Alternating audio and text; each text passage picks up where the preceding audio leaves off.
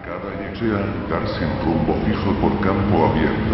Unas veces sin perder de vista el camino, otras abandonándolo para internarme, lleno de curiosidad, en las praderas en las que solo alguna ruina ocasional revelaba la presencia, en tiempos remotos, de una senda olvidada.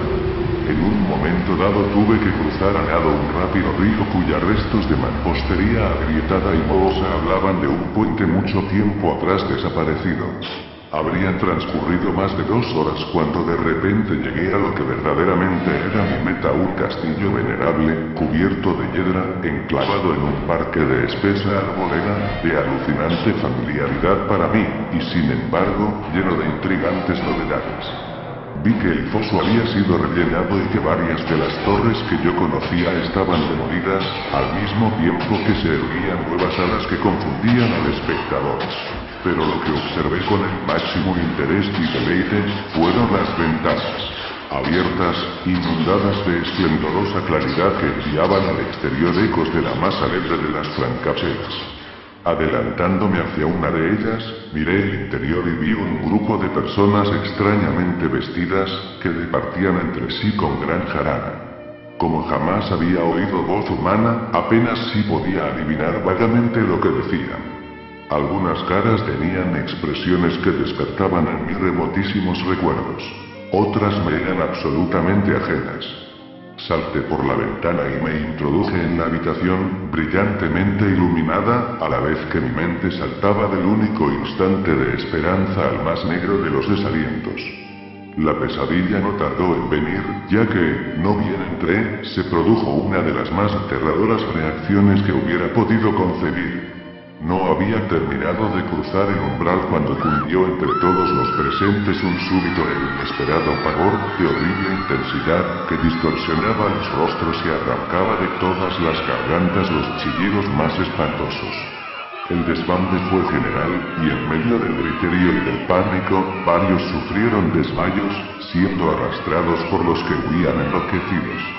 Muchos se taparon los ojos con las manos, y corrían a ciegas llevándose todo por delante, derribando los muebles y dándose con las paredes en su desesperado intento de ganar alguna de las numerosas puertas. Solo y aturdido en el brillante recinto, escuchando los ecos cada vez más apagados de aquellos espeluznantes gritos, comencé a temblar pensando que podía ser aquello que me acechaba sin que yo lo viera. A primera vista parecía vacío, pero cuando me dirigí a una de las alcobas creí detectar una presencia, un amago de movimiento del otro lado de un arco dorado que conducía a otra habitación, similar a la primera. A medida que me aproximaba a la arcada comencé a percibir la presencia con mayor nitidez. Y luego, con el primero y último sonido que jamás emití, un aullido que me retumbó casi tanto como su morbosa causa, contemplé en toda su horrible intensidad el inconcebible, indescriptible, inarrenable monstruo que, por obra de su mera aparición, habría convertido una alegre reunión en una horda de delirantes fugitivos. No puedo decir siquiera aproximadamente a qué se parecía, pues era un compuesto de todo lo que es impuro, pavoroso, indeseado, anormal y detestable. Era una fantasmagórica sombra de podredumbre, decrepitud y desolación. La pútrida y viscosa imagen de lo dañino, la atroz desnudez de algo que la tierra misericordiosa debería ocultar por siempre jamás.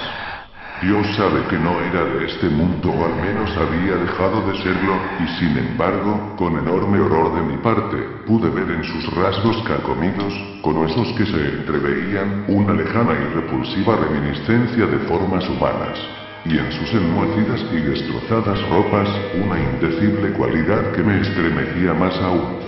Estaba casi paralizado, pero no tanto como para no hacer un débil esfuerzo hacia la salvación. Un tropezón hacia atrás que no pudo romper el hechizo en que me tenía apresado el monstruo sin voz y sin nombre.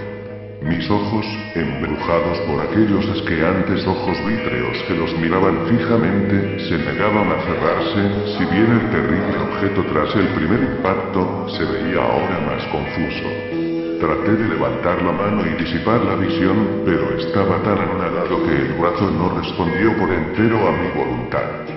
Sin embargo, el intento fue lo suficiente como para alterar mi equilibrio y, bamboleándome, di unos pasos adelante para no caer. Al hacerlo, adquirí de pronto la angustiosa noción de la proximidad de la cosa, cuya inhonda respiración tenía casi la impresión de odio.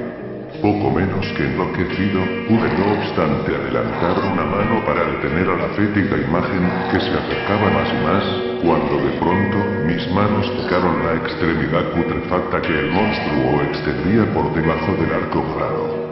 No chillé, pero todos los satánicos vampiros que cabalgan en el viento de la noche lo hicieron por mí, a la vez que dejaron caer sobre mi mente una avalancha de anonadantes recuerdos. Supe en ese instante todo lo ocurrido, recordé hasta más allá del terrorífico castillo y sus árboles, y reconocí el edificio en el cual me hallaba. Reconocí lo más terrible, la impía abominación que se erguía ante mí, mirándome de soslayo mientras apartaba de los suyos mis dedos manchados. Pero en el cosmos existe el bálsamo además de la amargura, y ese bálsamo es el olvido. En el supremo horror de ese instante olvidé lo que me había espantado y el estallido de mi recuerdo se desvaneció en un caos de reiteradas imágenes. Como entre sueños salí de aquel edificio fantasmal y execrado y eché a correr rauda y silenciosamente bajo la luz de la luna. Cuando retorné al mausoleo y descendí los peldaños, encontré que no podía mover la trampa de piedra. Pero no lo lamenté, ya que había llegado a odiar el viejo castillo y sus árboles. Ahora cabalgo junto a los fantasmas, burlones y cordiales, al viento de la noche, y durante el día juego entre las catacumbas. Sé que la luz no es para mí, salvo la luz de la luna sobre las tumbas malditas, como tampoco es para mí la alegría y sin embargo en mi nueva y salvaje libertad, agradezco casi la amargura de la alienación. Pues aunque el olvido me ha dado la calma, no por eso ignoro que soy un extranjero, un extraño a este siglo y a todos los que aún son hombres. Esto es lo que supe desde que extendí mis dedos hacia esa cosa abominable surgida en aquel gran marco dorado. Desde que extendí mis dedos y toqué una fría e inexorable superficie de pulido espejo.